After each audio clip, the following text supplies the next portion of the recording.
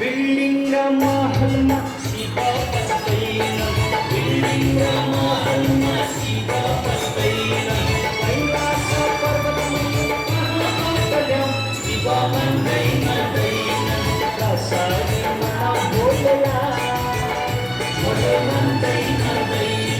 चुरोट र खैनी शिव खाँदै खाँदैन चुरोट र खैनी शिव